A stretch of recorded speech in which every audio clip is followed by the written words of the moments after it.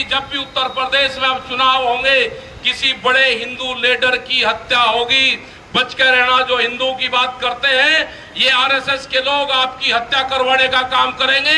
ये चुनाव को फिर हिंदू मुस्लिम उत्तर प्रदेश और उत्तराखंड में करवाएंगे। किसी बड़े हिंदू लीडर की हत्या करवा के ये चुनाव जीतना चाहते हैं। सिरसा में किसान सम्मेलन में पहुंचे राकेश टिकैत ने भाजपा सरकार पर बड़ा आरोप लगाया है। टिकैत ने कहा कि यूपी चुनाव से पहले किसी बड़े हिंदू लीडर की हत्या होगी, इनसे बचकर रहना। ये किसी बड़े हिंदू लीडर की हत्या करवाकर देश में हिंदू मुसलमान करके चुनाव जीतना चाहते हैं। इनसे खतरनाक पार्टी कोई दूसरी नहीं है। जिन लोगों की भाजपा थी, उन नेताओं को भी घरों में कैद किया हुआ है।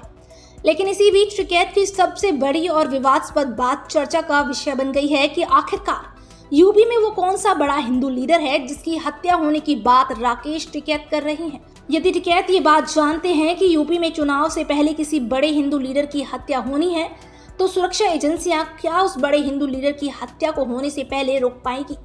क्या सुरक्षा एजेंसियां राकेश टिकैत को पूछताछ में शामिल करके उस बड़े हिंदू लीडर का नाम पता लगा पाएगी? क्या उसकी जान बच पाएगी? उधर दूसरी तरफ सिरसा में टिकैत ने कहा कि इस देश पर सरकारी तालिबानियों का कब्जा हो चुका है। जिस एसडीएम ने किसानों पर लाठियां चलवाई, उसका चाचा आरएसएस में बड़े ओहदे पर है। इन सरकारी तालिबानियों का पहला कमांडर करनाल में मिल चुका है। अगर ये हमें खालिस्तानी कहेंगे तो हम इनको तालिबानी कहेंगे। टिकैत ने कहा कि प्रधानमंत्री ने कहा था कि 2022 तक किसानों की आमदनी दोगुनी हो जाएगी। अगर ऐसा नहीं हुआ, उनकी फसलें दोगुने रेट पर नहीं बिकी, तो पूरे देश को पता चल जाएगा कि देश का प्रधानमंत्री झूठ बोलता है। इसके अलावा टिकैत ने सरकारी नीतियों पर सवाल उठाते हुए कहा कि देश की बड़ी कंपनियां कर्जा लेकर माफ करवा लेती हैं और फिर वही कंपनियां सरकारी संस्थान खरीद लेती हैं। ये देश में क्या चल रहा है? अगर कोई किसान कर्जा लेकर कर्जा ना भर पाए तो उसका घर, जमीन तक नीलाम कर दी जाती है। कर्जा 10 लाख का हो तो किसान की 50 लाख की जमीन बेची जाती है। ये किस तरह का कानून है?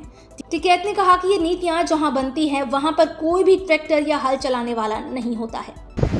लेकिन इस किसान ने भी जो जत्थेबंदी अब की बार हुई, ये किसान ने भी कर लिया। ये कसम खा ली किसान ने कि हम वापसी नहीं आएंगे जब तक ये 3 काले कानून वापसी नहीं होंगे, एमएसपी पे गारंटी कानून नहीं होगा। ये किसान दिल्ली को छोड़ के वापसी आने वाला नहीं है। ये तैयारी आपको सबको रखनी है। वो मुजफ्फरनगर की मीटिंग हो, बड़ी संख्या में उसमें लोग आएंगे। वो और जगह की भी मीटिंग हो, मिशन यूपी नहीं, मिशन देश चलाना पड़ेगा। पूरे किसानों के जत्थेबंदी जो हमारे संयुक्त मोर्चा के लीडर हैं, वे पूरे देश भर में जाएंगे। जो सरकारों की पॉलिसी है उसको बताएंगे।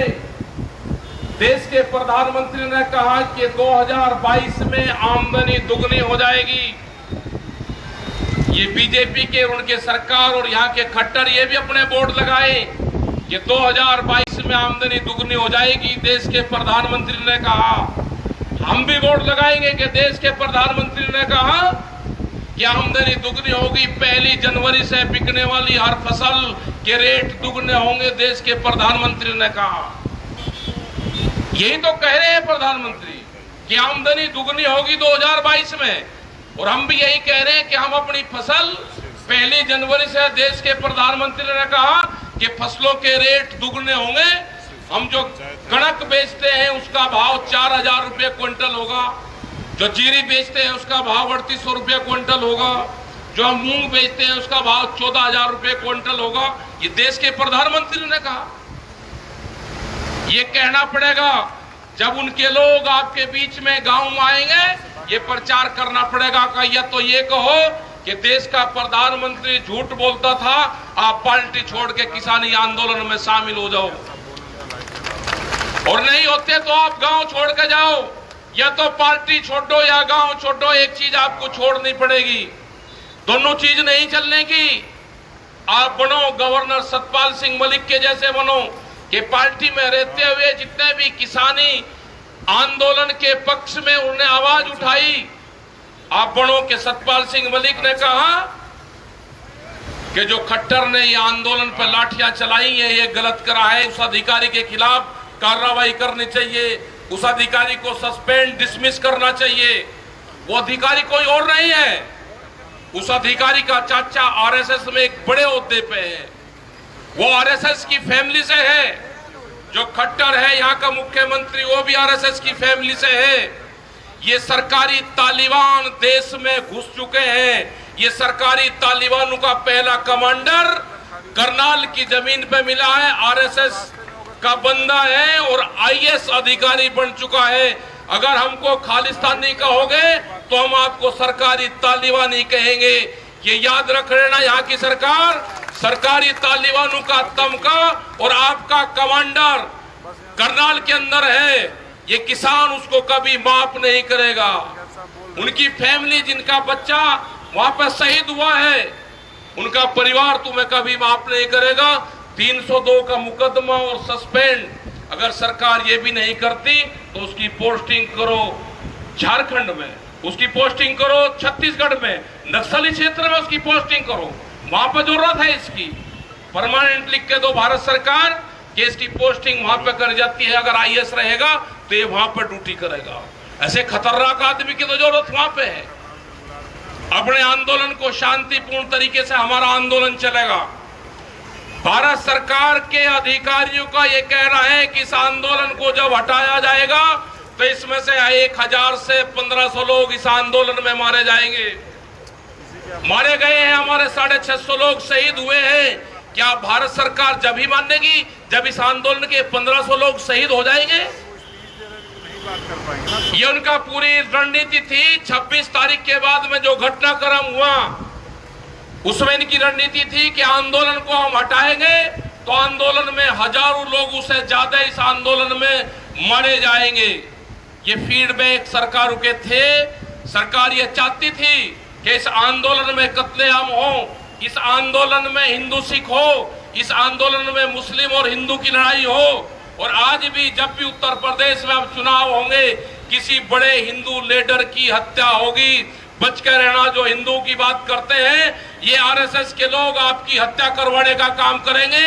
ये चुनाव को फिर हिंदू मुस्लिम उत्तर प्रदेश और उत्तराखंड में करवाएंगे। किसी बड़े हिंदू लीडर की हत्या करवा के ये चुनाव जीतना चाहते हैं। जो भी इनकी बात करेगा, आप बचकर रहना। इससे खतरनाक पार्टियां नहीं हो सकती जिसने अपने लीडरों को अंदर बंद कर रखा है। कहां है लाल कृष्ण आडवाणी, कहां है मुरली मनोहर जोशी, जो स्टेज पर कहते थे कि सुविधा से जागरण के मंचों में बात करते थे, ऑर्गेनिक फार्मिंग की बात करते थे, पेस्टिसाइड आउट ऑफ इंडिया की बात करते थे। कहां गए? आज उनके घरों पे पुलिस लगा रखी है। उनके घर के अंदर कोई प्रेस के लोग नहीं जा सकते। एक बयान देने की हैसियत उनके बुजुर्गों की नहीं है। उन्हें घर में कैद कर रखे हैं। अंदर जिन्होंने पार्टी बनाई थी वे घरों के अंदर कैद है। ये बीजेपी के लोग ये कह रहे जी आप हमारी पार्टी, भाई तुम्हारी पार्टी का अपने नेताओं को छुटवाओ, पहले उनसे बयान दिलवाओ।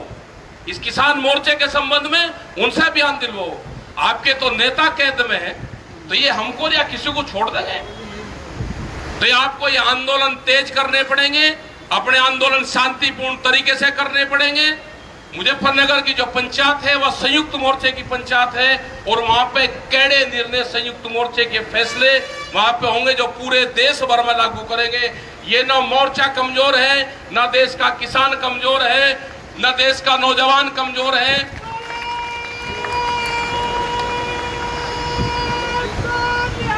सत श्री अकाल। तो ये जो देश का नौजवान है, इसके हाथों पे इस आंदोलन की कमान है।